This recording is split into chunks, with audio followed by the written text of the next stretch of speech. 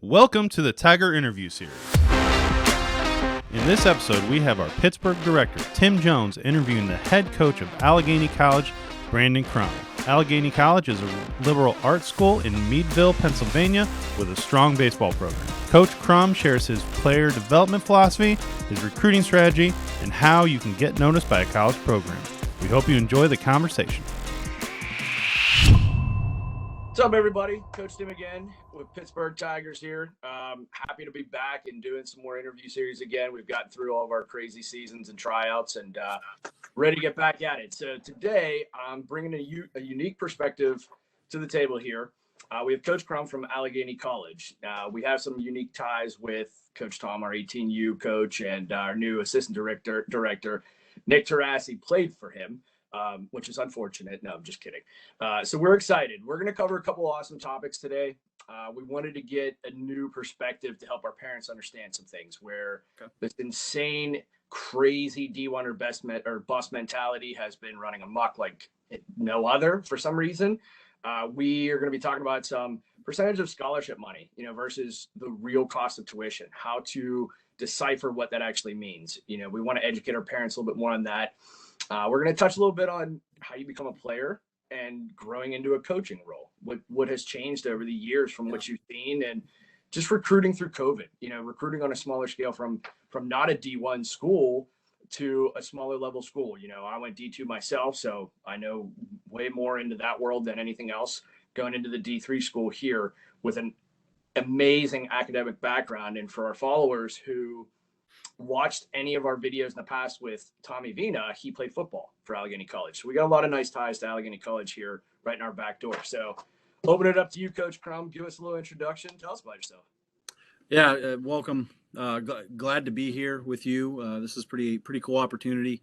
I've only had the chance to do a couple of these, and I'm by no means an expert at podcasts and virtual conversations, but we are working through it with COVID. We've had to learn how to do all of these things. I've learned more apps and tricks with video than I care to know. But no, excited to be here and talk to you. I know you got some good ties to Allegheny and our program, and I know Nick's going to do a good job for you. He's a big baseball guy. But this is the start of my fifth year as the head coach. I've been here, part of the program, for 11 years. Started as a volunteer right out of college in 2010, and I volunteered for 2 years, and then became the full-time assistant for 4 more. Left at the end of 2016, got a head coaching job just up the road from here at Mercyhurst Northeast. Thought I'd be there for the next 5-10 years. I got a good relationship with Joe at Mercyhurst, Coach Spano. Helped me get transitioned into that role and become a head coach for the first time. And man, it was a crazy year there. We finished 3 games shy of the World Series. Had an unbelievable season, and I did it with like 19 players. That's the team I inherited. So moving forward to the next year, I had like 22 kids coming in. We only lost 5, but we had a really small roster. And the coach that I worked for, Coach Swinney, had resigned over that summer. Took the Westminster job, and he's now at University of Mary Washington in Virginia. But I did everything I could to come back here. I felt that I'd win a national championship, or could, at Mercyhurst Northeast sooner.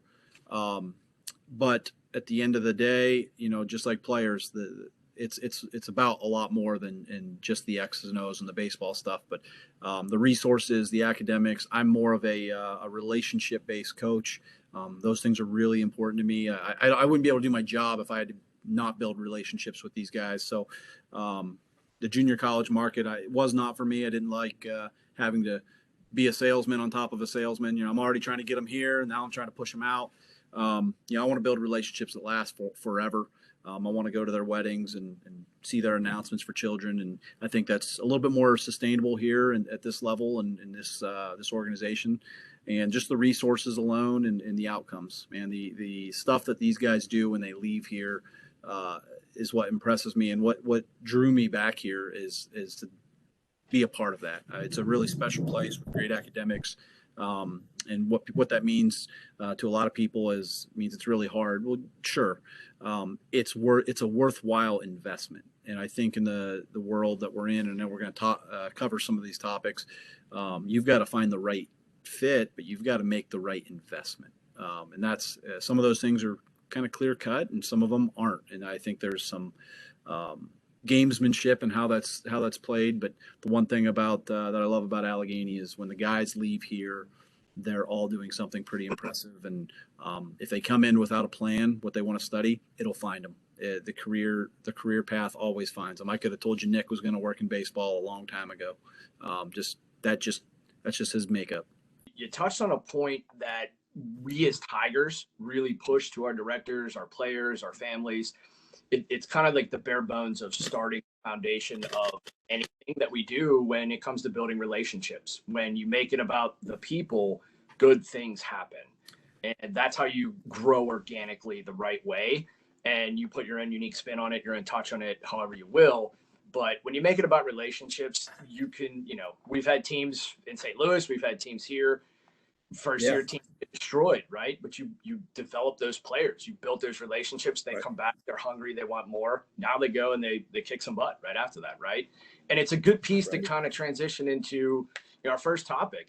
This whole D1 or bust mentality, it's driven me up a freaking wall, I can tell you that. And I can't tell you, and you and I are very similar. I'm sure Nick has told you. I am a relationship guy. I will bend over backwards, give you the shirt off my back to train you to get to where you need to be, but I can't do it for you. But I'm also brutally honest. And I have numerous times have done evaluations for players, whether they played for me or they didn't play for me. And when you get to the nitty gritty, okay, you're a D1 talent. Mental side, grade-wise side, not even close. Like you're dropping offers left and right because you got a 2-2 and no one's really going to look at you to go down to South Carolina or Texas to play or go 16 hours away and live on campus because now you're their pet project. You're now their adopted son and they have to take care of you in so many other ways when they have 40, 50 guys that they have to take care of right now. And it's crazy and parents get offended by that. So, why do parents seem to, in your opinion, overlook D2 and below and just kind of fight for that D1 mentality no matter what, above all costs? Why do you think parents do that, and how can we change their outlook and their views on that? The first thing I want to say is, when you talk about what a Division I talent is, I'm currently raising I got a 7-year-old and a 4-year-old. There's a couple kids through travel sports and things, when you know. And I think parents don't often understand that what it takes to become a Division I athlete, there's a lot of things that go into it. One of them, I think the most underrated intangibles are genetics and raw athletic ability that you were born with. It makes you see it at a really young age. Now, if that kid develops work ethic and develops a skill, he has a chance. And I see that in just simple motor skills for 7 and 8-year-olds. Some of them have it, some of them don't. There's not a kid there that reminds me of a kid I coached an American Legion like 10, 11 years ago who played at Miami of Ohio and he was a pretty good player there. He was one of the best players in this area ever. And he was just a pretty good player. And no disrespect to his career, but he was doing those things when he was 7, 8 years old. And people were like, have you seen this kid swing at 7, 8 years old? And he was a pretty good player in the MAC. So I think that mentality comes from the idea of what is rich. Rich is having cars, having money, big house, big swimming pool, fancy clothes. Everybody wants to be rich and wants that idea. So the concept of going to a Division II, a Division III school isn't as attractive because it doesn't seem to be top notch or top echelon, right? And you spoke on that. There's a lot. I have kids on my roster, several, that can go play Division I baseball today. They were not there when they were 14, 15, 16 years old, which is why they're here. And they weren't there last year or the year before. They've had to develop, and some of that stuff is completely out of their control, right? Maturity and going through that phase in their life where they start to change. Some of those kids do that very early, and it showcases that. But that mentality is, I think, stems from society of wanting to be a part of something, whether you get something out of it or not. It's the social media. Hey, look, my kid committed to Alabama. And then 4 years later, he doesn't know what it's like to win because he didn't play. He might have transferred. He might have just been there. Now, those experiences are unique and great, but I think a lot of times parents and players struggle with the fact that they have to look in the mirror and use some reality and go, yeah, my kid can't do that, or I'm not running a 6'6" and throwing 85 plus across the diamond. And if you can't do that, congrats on being the other 90% of the world, because not very many people can. So what's next? I will say, though, I love those kids.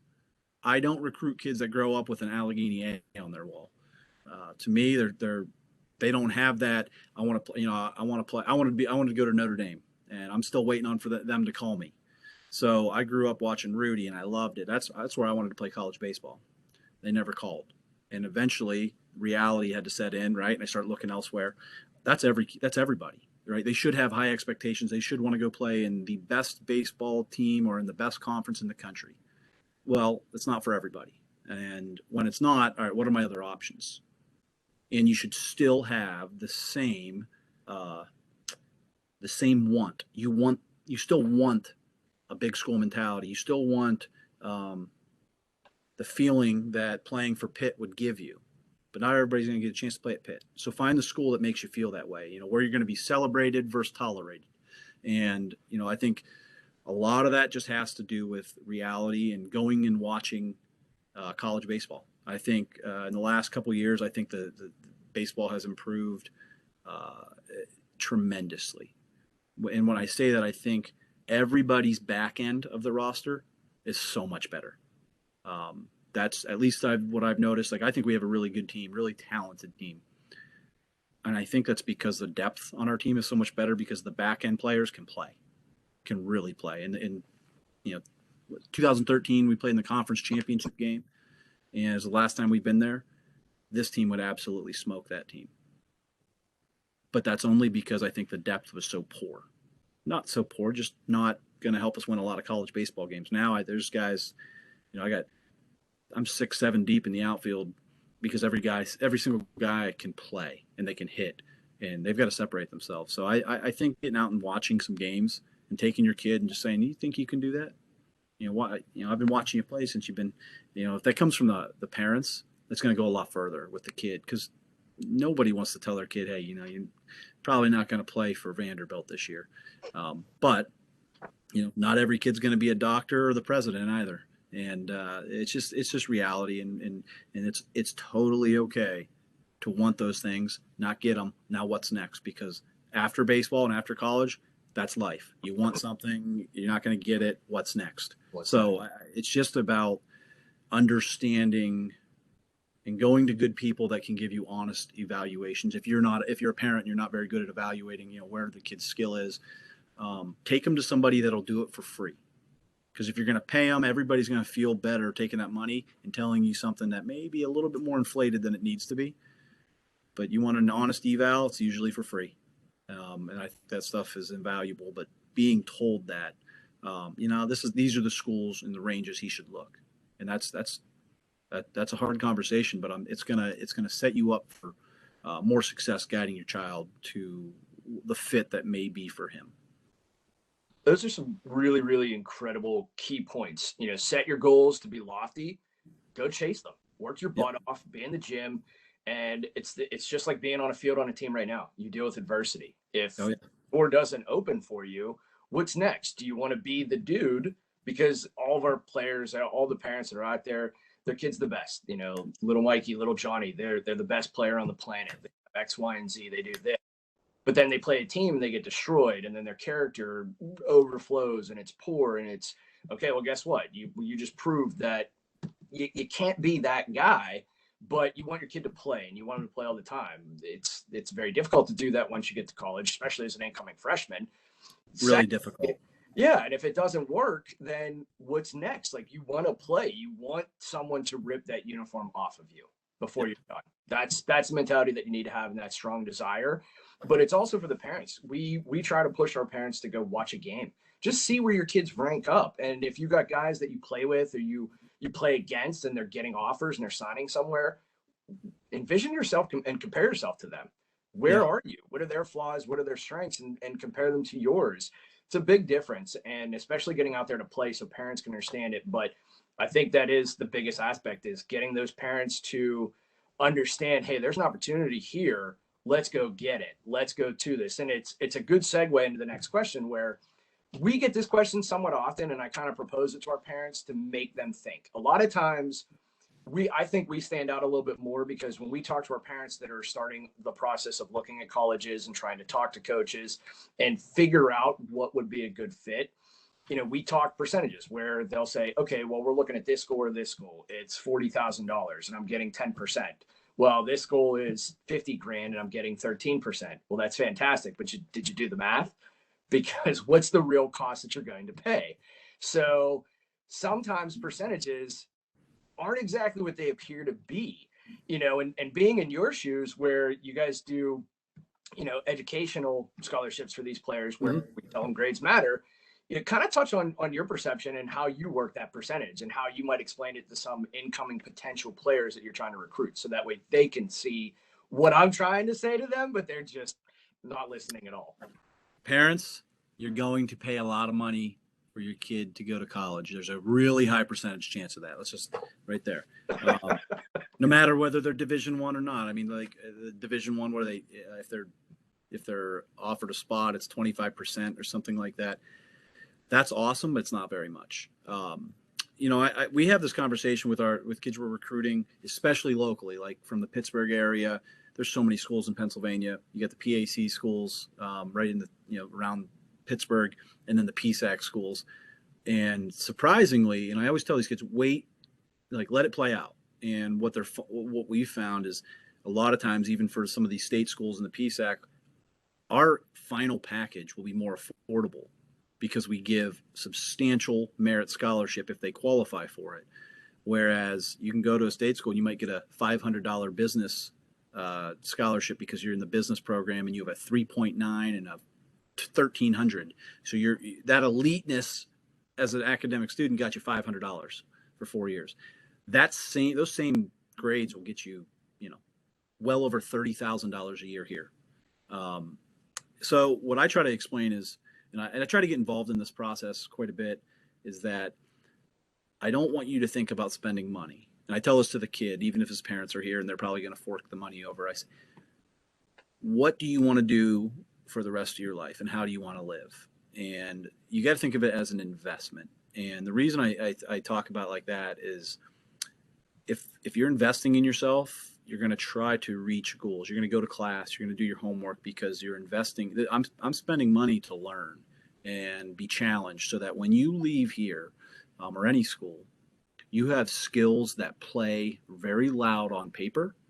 But then once you get in the interview room, that's where everything's done. So I think that investment is, when you're talking to coaches, some questions you can ask are, outside of 4 years of playing baseball and 4 years of my psychology degree, what else does this get? What do I get from you in this program? And you're going to hear a lot of things. You're going to hear some eyewash. You're going to hear some really genuine things.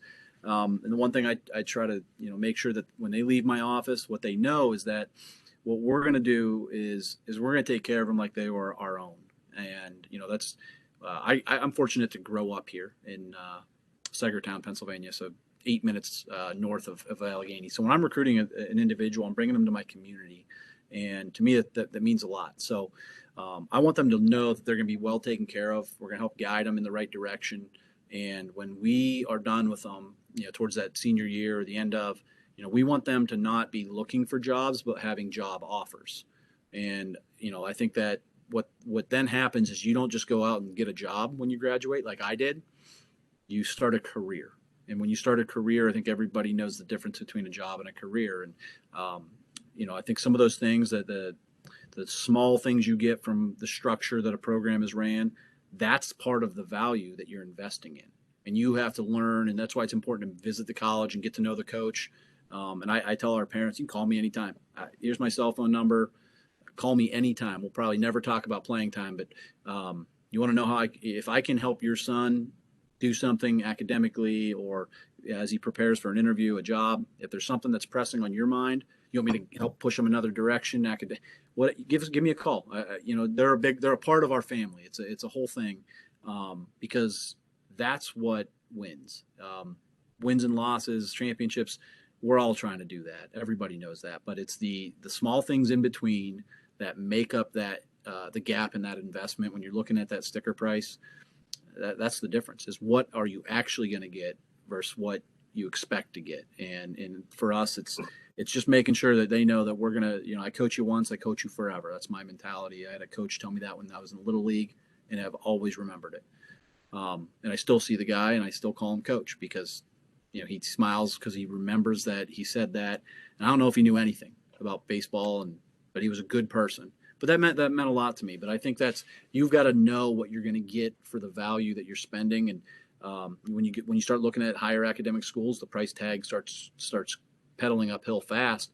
But again, that's put more on us as coaches and leaders to provide a better service.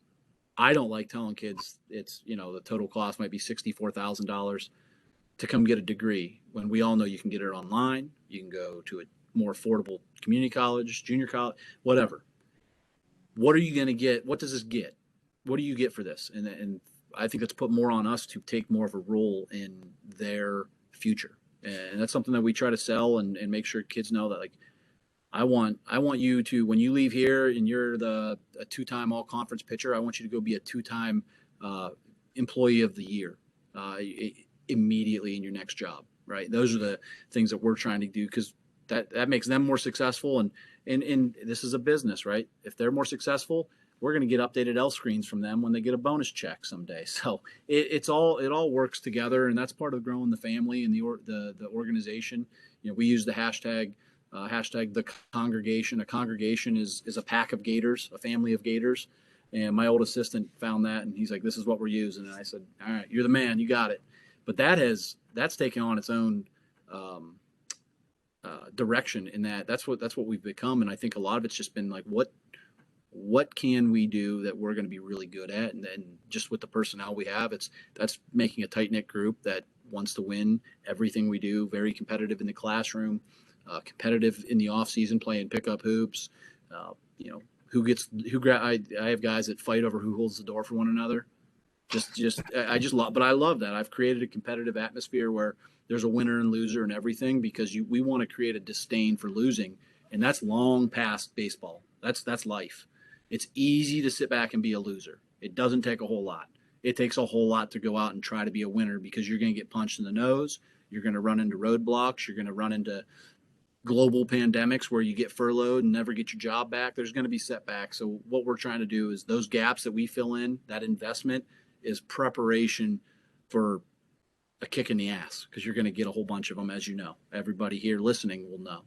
The biggest aspect is, I think a lot of parents just don't simply weigh out the total. What is the grand total of what I'm getting, what I'm paying? But then you have to tie in, and we push this a lot, what's the culture? Because the culture isn't just baseball. And if you get hurt or something happens or a coach leaves and the other coach doesn't want you, do you go to the transfer portal, or are you just going to go to school? What's going to set you up for the next 40 years versus just right now? And sometimes it takes a little bit to get the kids to realize, hey, I might have to quit baseball at some point. My career is going to come to an end. What do I do after that? But you can take so many things that you've learned on that field into real life. And it's another point where this is a question. I kind of want to add this in because it's a big point for me, where we've had this question from a lot of parents, and I do things intentionally to make them remember. So sometimes they're like, wow, he's kind of a jerk about this, but I'm not being a jerk. I want it to stick in their minds, right? So we'll have kids that they might be completely committed to a school. They're about to turn 18, their senior year, they're going to graduate. They're like, oh, I just want my kid to go have fun. I just want him to enjoy his summer because he's going to go to work and college, do this and this. I'm like, okay, how many recruits are they bringing in at your position? How many players do they have at your kid's position? They're like, I think they have 2 right now. And he said, if we sign early, we're only going to have 2. I'm like, well, that's BS, but okay. How many transfers are they bringing in? We didn't ask them that question. If you think transactionally, what for my son to go make the team, my son to do this, that's where you start to lose out and miss what the point of being a part of a team in a college program or it could be little league, it could be high school. What they get out of that, besides a jersey and some playing time, that's what they have to pay attention to. You can't force guys to work that don't want to work, and that's probably the hardest, most intricate thing to find in players, because their coach most of the time is going to tell you, yeah, he works hard. Mom and dad are going to say, oh, he's up early, diligent. Sometimes it shows, and sometimes we start to see through that.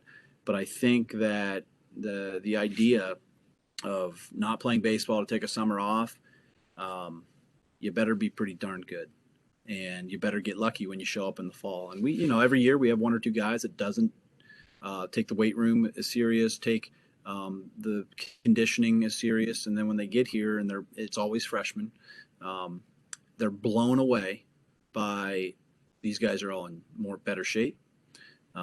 They're more prepared, and I can't place a value on how frustrating it is to see a kid's confidence go in the gutter when he lets himself down, and that'll trickle through the entire fall, and it'll just beat them up because of that lost time.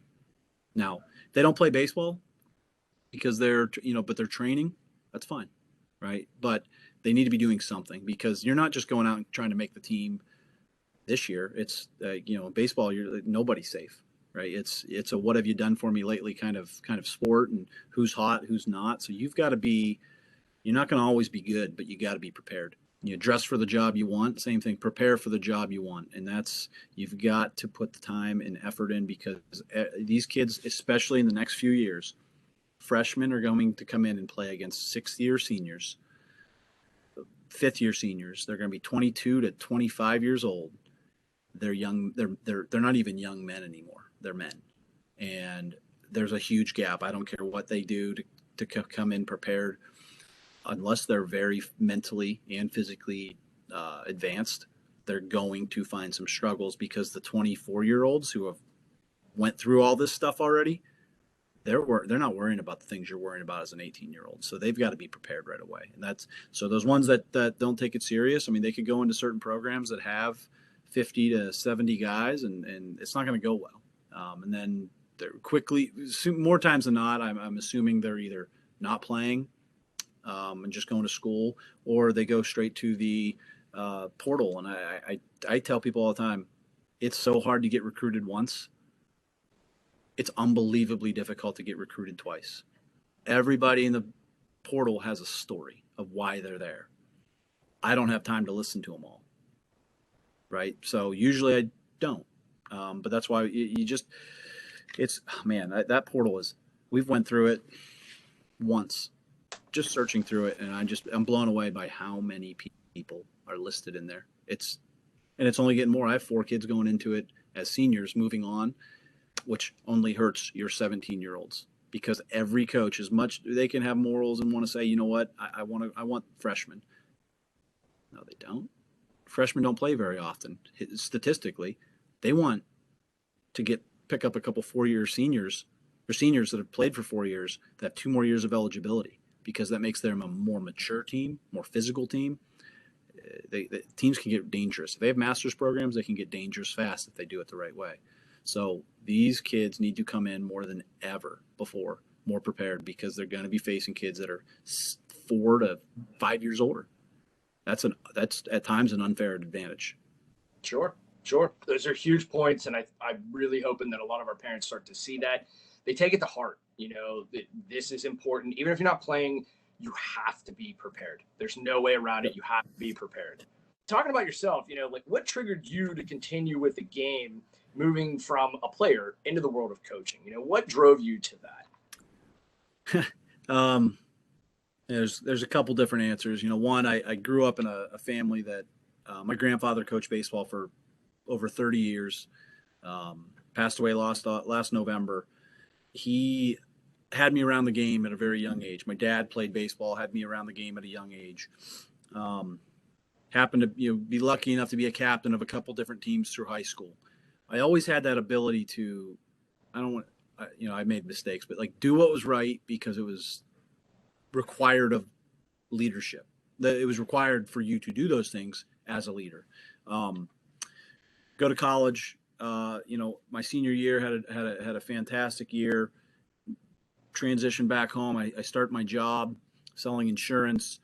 Was volunteering at Allegheny at the same time. Did that for about 2 years, and I never applied for the assistant job here.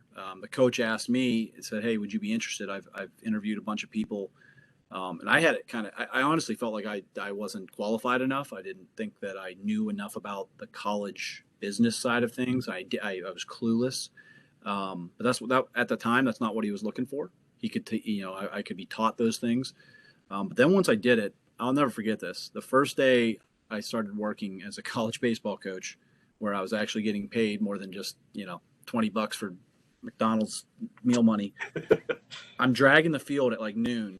And I remember with my phone, I took a picture of myself. This is probably the first selfie I ever took on a green gator dragging the field. And I sent it to my wife and I said, "I'm working." Like that was for me. That was like, I was happy. So when I knew, that's how I kind of knew like this is for me. Is that I don't feel like I've worked a day in my life in 10 years. I get up and I go find a way to make the people in my program better and try to be more competitive and build a program that is admirable to outsiders. And so everything that's going on in my head is centered around making this group of people, this culture, desirable. Because if it is, you're going to keep attracting good players. I can sit here and tell you winning's a byproduct of building the car first, then it drives fast. So, that to me, like I've been addicted to how can I make my program better? And that keeps me, those are things that keep me up at night. What am I doing, whether it's interactions with players, whether it's how we're training them, what technology we're using, what technology we're going to stop using. How can I make them better? And again, create an environment that other people want to be a part of. And those things like that's always been attractive to me. And that's what kind of has got me into it. But yeah, it's like, next thing I know, I'm year 11 of college baseball. And I'm like, I don't even remember talking about insurance. Selling property and casualty. Right. If anybody asked me anything, I'd be like, you got to talk to your insurance agent. I don't even remember. I've been blessed it's hard to get into college coaching. And I got lucky enough to do it right here in my backyard and fortunate to say that, because that's very rare.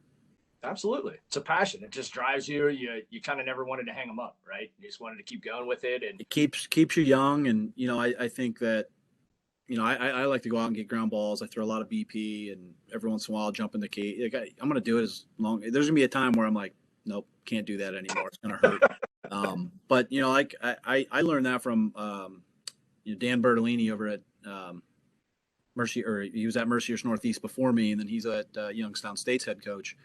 The guys, when I got the Northeast job, they're saying how he was always hitting and throwing and pitching live to them, and I was like, yeah, those are all things I could. You know what? Let's do it. That's just because I think what they learn is when they can see and smell how competitive you are as their coach and leader, they want to be just like that. Sometimes they don't know how to show it. And, I for all our guys, I mean, they the one thing they could say that I want competitors. I want guys that absolutely want to rip another guy's head off to win. Control that, right? But like those are the type of people that we want, because those are the people that are successful in life and baseball, whatever it is. But got to find those ones. But it's been it's fun. We've had a good group, and we've had a really good, really fun time developing this team that we have right now, and getting them on the direction that we have them going. That's awesome. Absolutely. And I think when you are that competitive person, we always strive to tell our players that you kind of feed off your coach per se, depending on your coach, and you want to emulate them. And I mean, God, I was a catcher. I have the worst knees on the planet now. And as long as I get down and play with my kids on the floor, I'm good. But I mean, I've torn my meniscus so many times I can't even count. I'm still in the cage throwing BP to my guys and trying to explain, You're not picking up spin, you're looking at this and this and this, what we're doing. And I just keep doing it because I love it, and that's how I was as a player. And then they're like, I'm going to go run through a freaking wall for you. Let's go. I'm like, that's what I want. Let's go. Come on. And it's kind of nice, you've touched on some things where you want that competitive nature. So as far as your development philosophy for your players to become successful at the collegiate level, what would you say would be probably your top 2 or 3 developmental aspects of your philosophy to get them ready, get them to go out there and just dominate? Well, I think, I don't know if there's a term or a word for it, but the one thing that I think is the most important thing I have to do is you either have to recruit it or develop it, but you have to find players, because we're all better coaches when our players are better. You can develop players and get them X amount better bat speed, better arm speed, but we're all better with better players. You have to develop killer instinct or be great at recruiting it. Wins are really hard to come by. You got to work for them, and you have no say in the bit. As a coach, you're back in the dugout, and you just hope that they make good decisions. So we are constantly trying to build and implement strategies to create guys that want to win and are willing to sacrifice and work towards having that feeling after a game, going through the handshake line, knowing you were on top. So that's number one. We have to develop winners and guys that want to become immune to losing. They only want to win. They can't tolerate anything else. So through how we do that is every day at practice, there's a winner and loser. There's competition and everything. Fun competition, not you guys stunk today. They got you today, because that's the way it is. So developing competitive winner mentality. Second is, I think, creating roadmaps that are understandable to the player in terms of, all right, we got to fix we got to work on some things with the bat. We're going to start with these 3 things, and I want you to wear it out until you don't have to think. And then we come back and work on something else. And ultimately, like what I tell our players is, I'm more like, I'm your coach, whatever. I'm more like, I want to be a consultant, and I want you to take full ownership. Do not put the ownership of your development on anybody but yourself. Because at the end of your career, you will not think about, my coaches didn't try XYZ. Why didn't you think of that? Why didn't I put the more time in? Why didn't I do these things? So what I try to tell these kids, that's one of the core values of our program is ownership. Taking ownership of their classroom, their social aspects of campus, and taking ownership of their development, because nobody else is going to push them like they can. Now, sometimes we have to push, as you got to push certain kids because they don't have that right now, and there's a chance they can develop it. But you've got to find and make sure the young players know that they are in total control of taking ownership of their own development. And what that means is getting the reps, coming in and wearing out the cages, the weight room, getting sprints in, all those things. But then asking questions about, how can I improve? Give me three things that you need me to do that would absolutely make sure I'm in the lineup this spring. That's a really hard question for a coach, because some of it's unrealistic. Well, you need to put on 25 pounds. I told that to a kid as a freshman, and he put on 30. This was 4.5 years ago. And he came to me in February and goes, Coach, I'm officially 25 pounds heavier since the day I got here. And I'm like, yes, you are. I mean, he was a big kid, and he had room to grow, and he did. And by midseason, he was playing as a DH in matchup situations. He was a right-handed hitter that he really hit lefties well. His first college start, he hits a home run. He wasn't ready. So I gave him a couple things, and he had to work on. And by the time he accomplished a couple of those things, he was ready. So just developing ownership, like to finish that question, we develop mental side of, like, you have to take control of your own development by taking ownership of it, and then creating an atmosphere that develops winners, develops competitors, because those are the things that take good teams and make them great. I love that. Absolutely. Ownership is a big aspect. We have 7 controllables. We push our kids, listen, I can't swing for you. These are some things that we want you to get better at. We want you to Look at the day. Same with parents. Look at the day. What did you do well? What did you struggle with? How can you improve? Ask those questions. This is a two-way street. It's very active learning.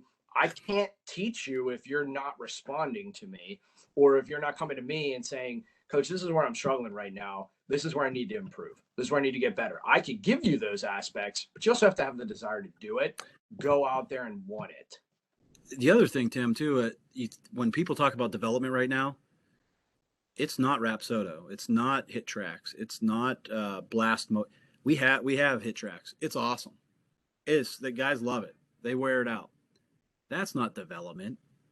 That's a component of how you're developing. It's tools and technology to measure your development. That's not development. Development is you've got to be on the floor. You got to be working. You got to put the time in. And I think oftentimes people ask about what technology do you use? Do you use Rapsodo? And I just sit there and I just listen, and I'm like, because that's what social media and everyone tells them you have to get better.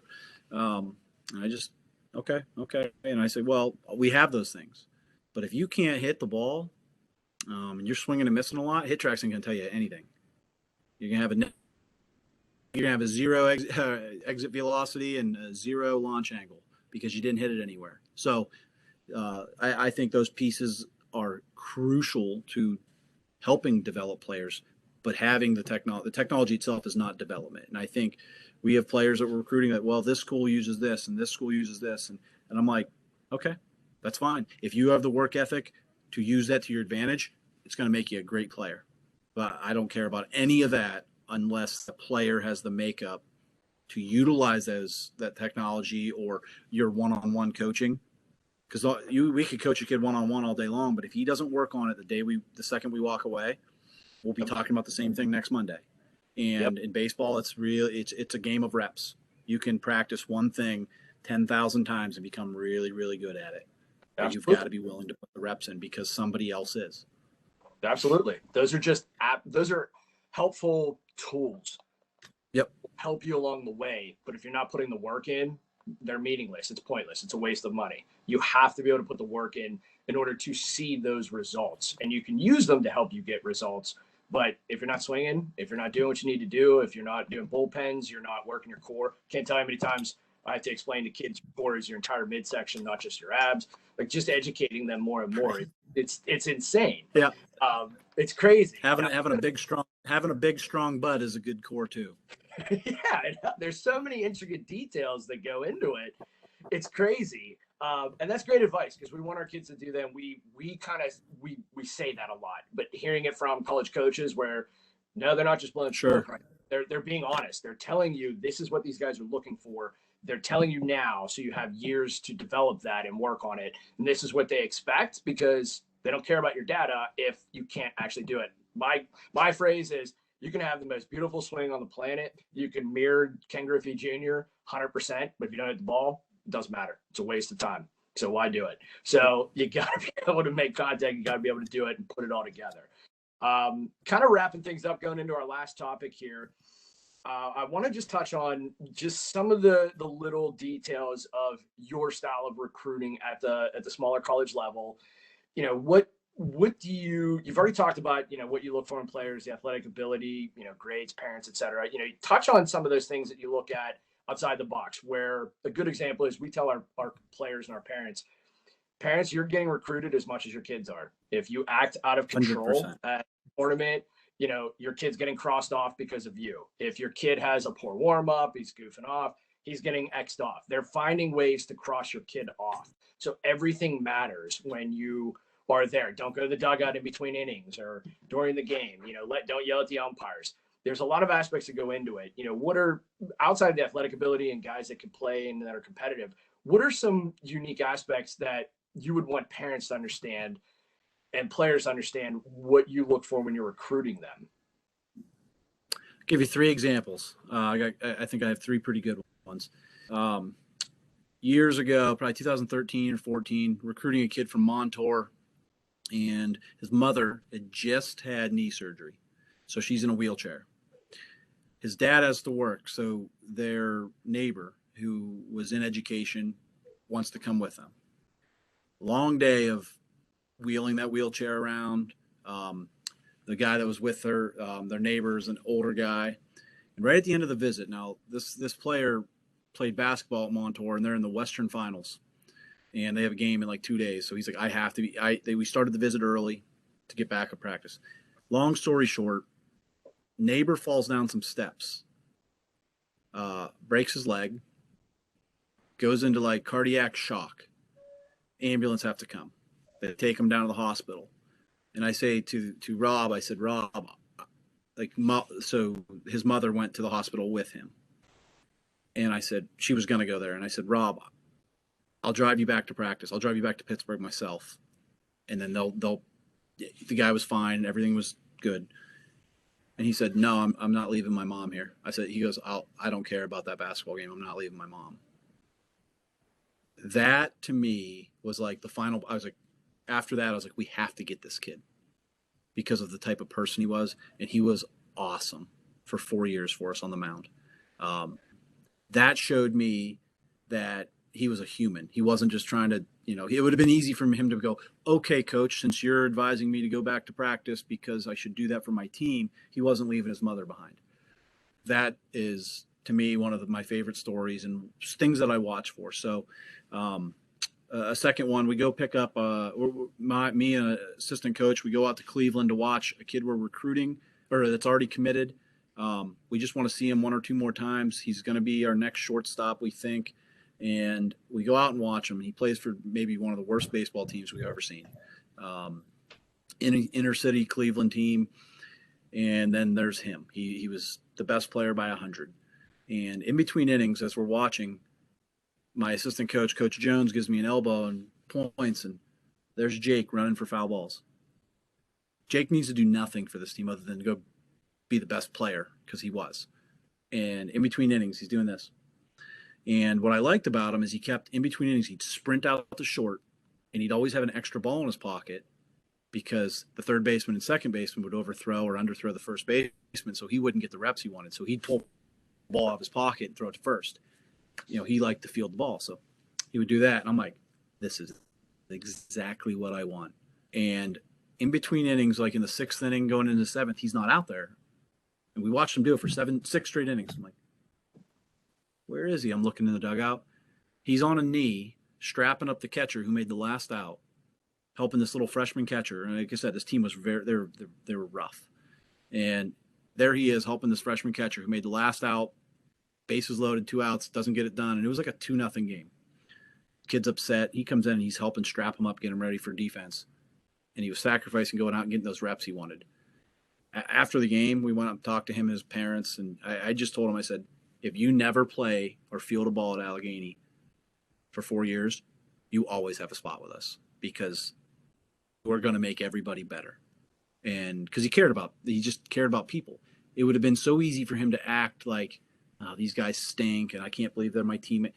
That was his family. And you could sense that they mattered to him way beyond the game of baseball. So that for me was huge. And the last one I'll use is I have a former assistant that's now the top assistant at Roanoke.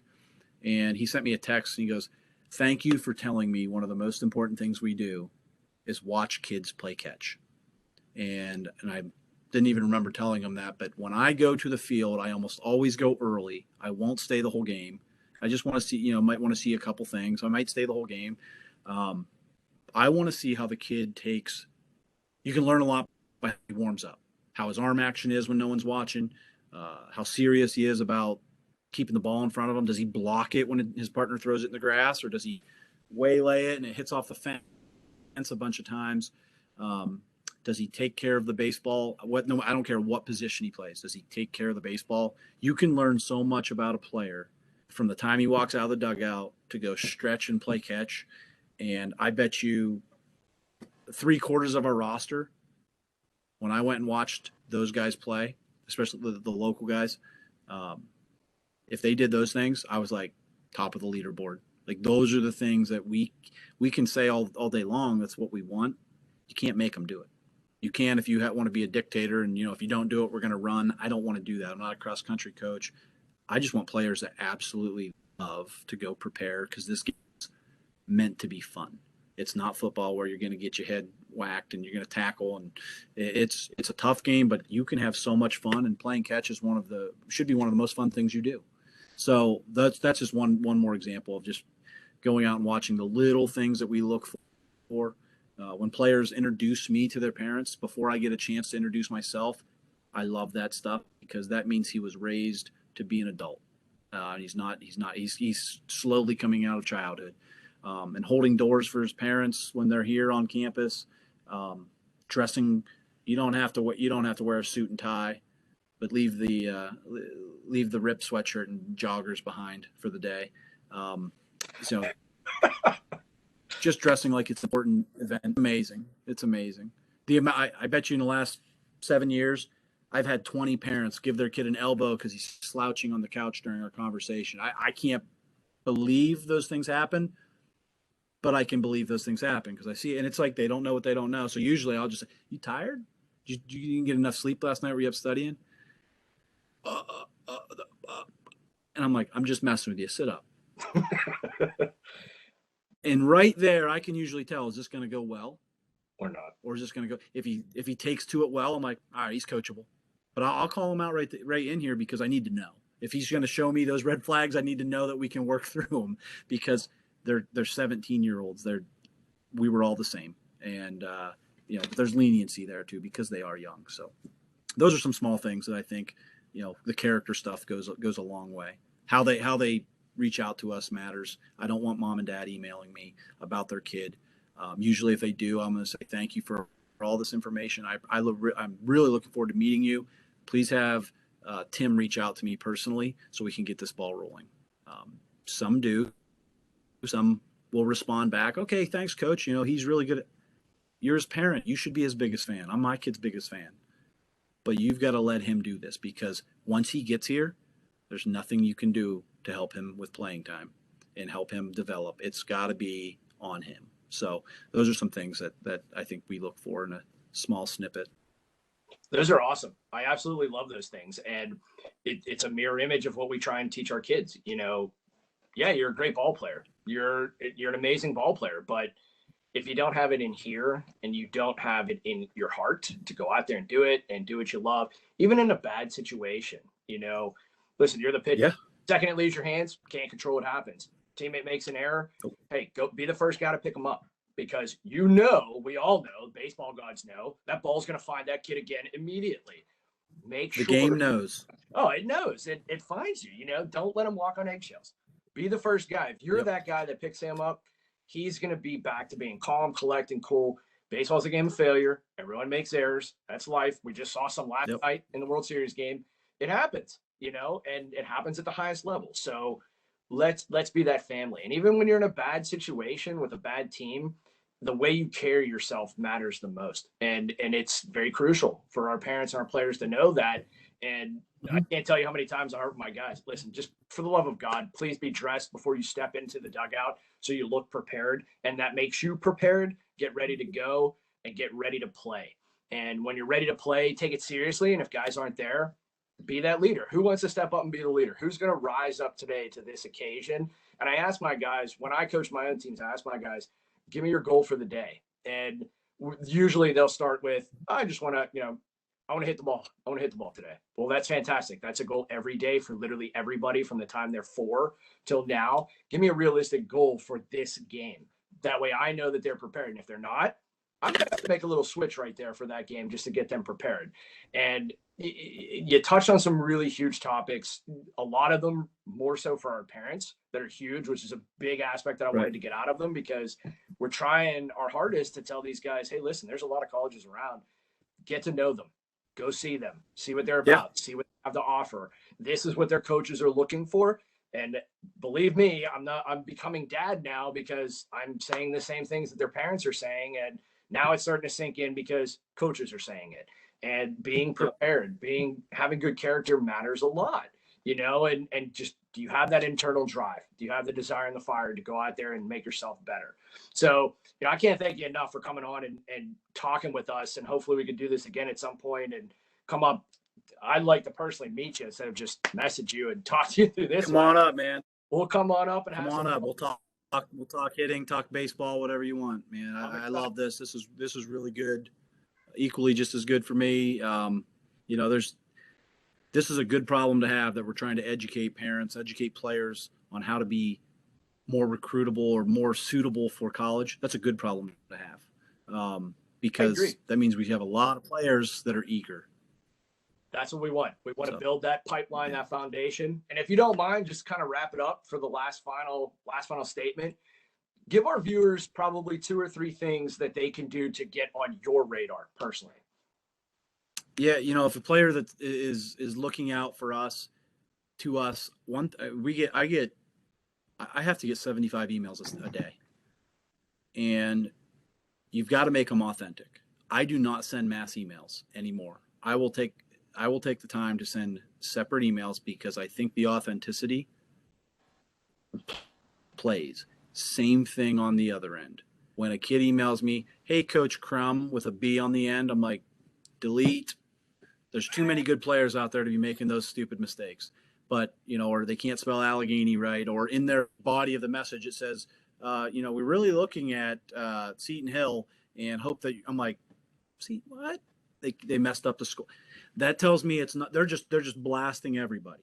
And that's fine, but do it personally.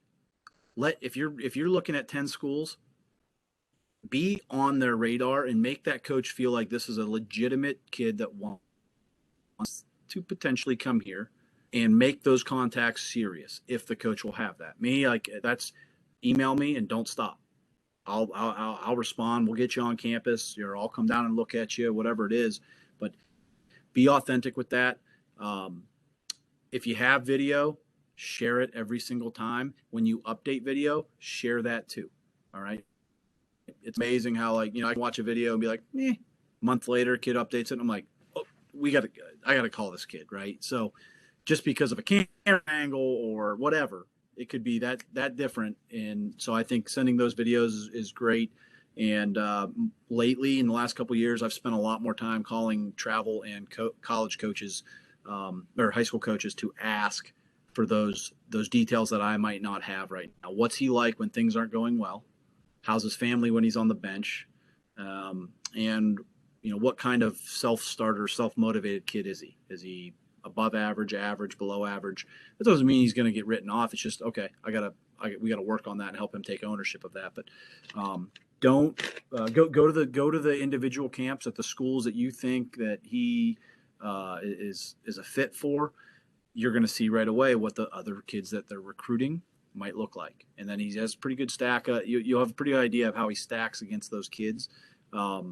And I'd offer to any family within your organization, it doesn't have to be any specific. If they have any questions on all of this stuff, I know we got to wrap up, but I'd be more than willing to get back to them and just give them some tips and things that catch my eye or catch, every college coach is different. But what catches my eye and what gets me to click the email and read, a page this long, but I'd be willing to help and offer that. So please feel free to share that with them.